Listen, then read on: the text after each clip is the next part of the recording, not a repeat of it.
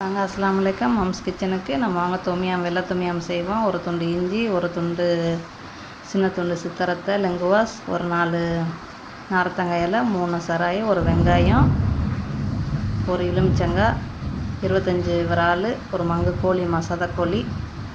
விராலை வந்து தலையை எடுத்துக்கிறோங்கம்மா.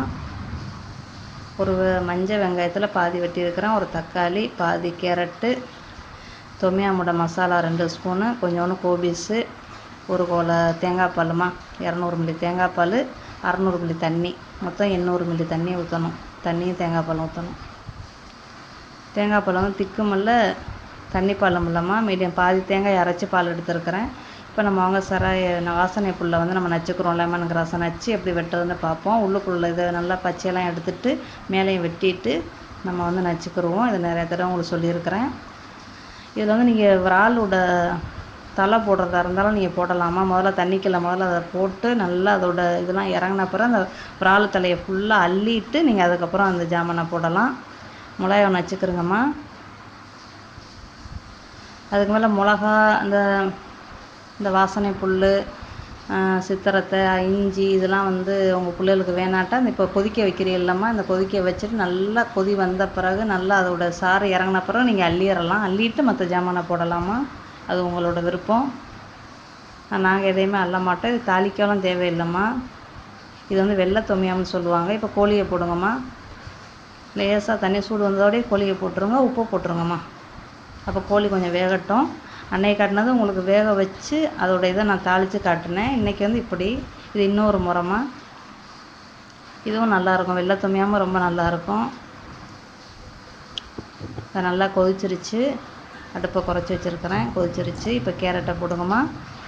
இந்த இதில் நீங்கள் காலிஃப்ளவரு, செண்டவான மஷ்ரூம் தமிழில் அதோட 2 ஸ்பூனு பேஸ்ட்டு தொமியாம் போடுங்க. மசாலா தொமியாம் போட்டு கலக்கி விட்ருங்க. ஒரு கொதி வரட்டும். கொதி வந்த பிறகு தேங்காய் பாலை போடுங்கம்மா. அதுக்கப்புறம் வெங்காயம், தக்காளி, கேரட்டு, கோபிஸு எல்லாத்தையும் வெட்டி வச்சதை அதை போட்டுருங்கம்மா. அதை நான் வீடியோ எடுக்கலை, மறந்துட்டேன்.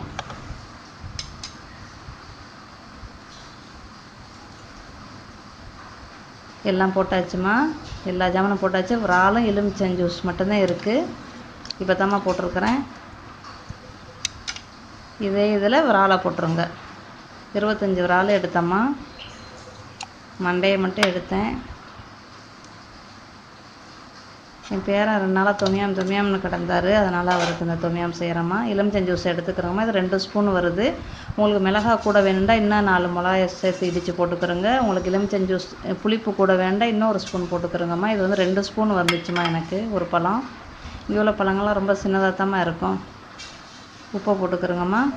அவ்வளோதான், முடிஞ்சிருச்சு. நல்லா கொதி வந்துருச்சு. இப்போ வந்து கொத்தமல்லி இலையை கொஞ்சமாக போடுங்க. இந்த இதில் வந்து நார்த்தங்காய் இலையும் போட்டுருங்க.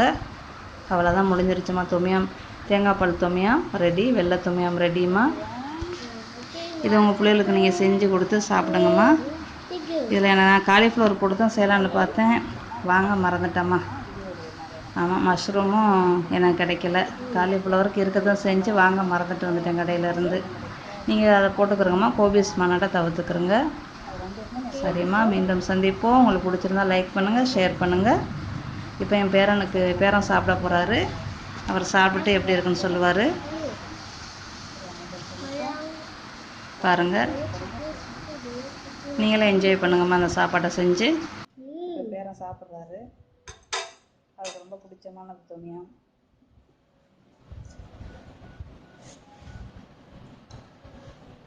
ஓகே,